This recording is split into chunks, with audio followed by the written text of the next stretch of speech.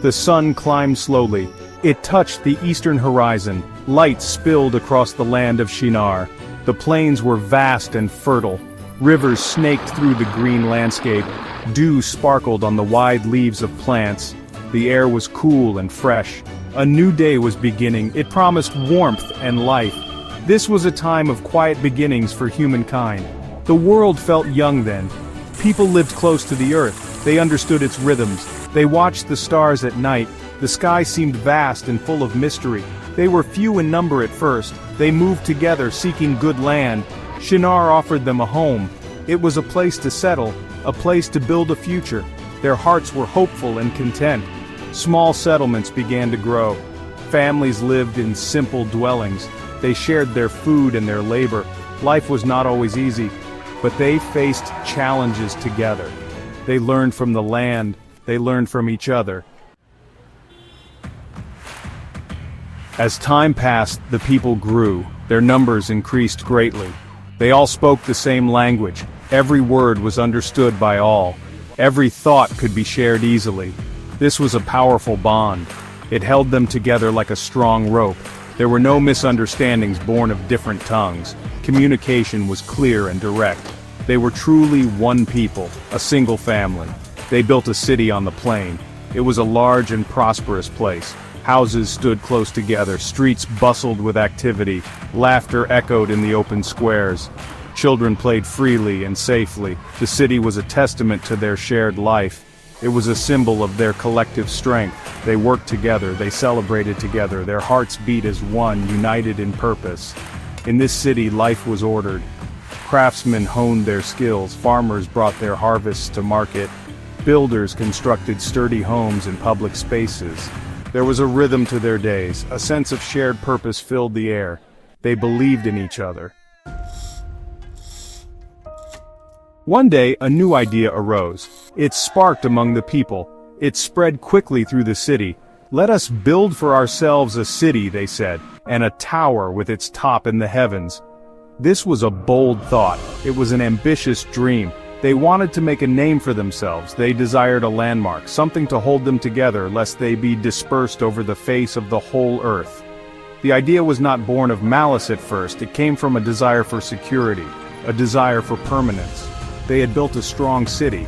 Now they wanted something more, a central point for their civilization, a symbol of their unity, a tower that all could see. It would be a beacon, guiding them, reminding them of who they were, a people united, strong and capable. The leaders and the people agreed. Excitement filled the city streets. Everyone wanted to be part of this great project. They imagined a magnificent structure. It would pierce the clouds. It would stand as a testament to their skill. Their collaboration would make it possible. Their shared language made planning easy. The work began with great energy. The people were eager to start. "Come, let us make bricks," they said, and burn them thoroughly. They had learned new skills. They knew how to make strong building materials. They used brick for stone. They used bitumen for mortar. This was clever. It showed their resourcefulness. Their ingenuity was blossoming alongside their ambition. Thousands of hands set to work. Some dug clay from the earth.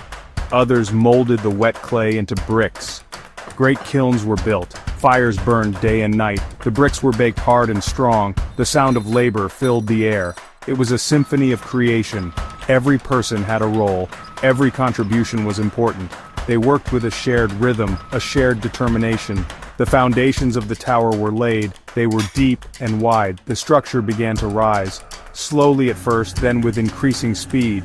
The people marveled at their own work. The tower grew taller each day. It became a focal point on the plain, visible for miles around. As the tower climbed higher, something began to change. The initial purpose started to shift. The desire for unity and a landmark was still there, but a new feeling crept in. It was the subtle poison of pride. The people looked at their work. They saw its growing immensity. They began to feel powerful, too powerful perhaps. Their focus turned inward, towards their own glory. They were no longer just building a city and a tower. They were making a name for themselves. "Let us make a name for ourselves," they repeated. This phrase echoed their growing self-importance. They wanted to be remembered. They wanted to be renowned. Their ambition soared as high as their tower. They started to believe in their own might, almost as if they were gods themselves. Their humility began to fade. The tower was meant to reach the heavens. This phrase took on a new meaning. It was not just about height, it was about challenging limits, perhaps even challenging the divine. Then the Lord came down to see the city. He saw the tower the children of man had built. He observed their work. He understood their hearts. He saw their unity. He saw their ambition. And he saw their growing pride. He knew that with one language in this beginning, nothing they proposed to do would now be impossible for them. This unchecked ambition concerned him. It could lead them further astray. So the Lord said, "Come, let us go down, and there confuse their language, that they may not understand one another's speech." Suddenly, a profound change swept through the construction site. A worker shouted for more bricks. His neighbor heard only babble. A foreman gave instructions. His crew looked back in blank confusion. The clear shared language was gone. It shattered like glass, replaced by a multitude of strange tongues. Chaos erupted. Fear and frustration spread like wildfire. Friends could no longer communicate.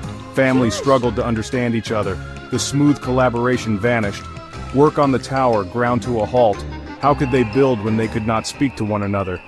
Anger flared. The Lord scattered them from there, over the face of all the earth.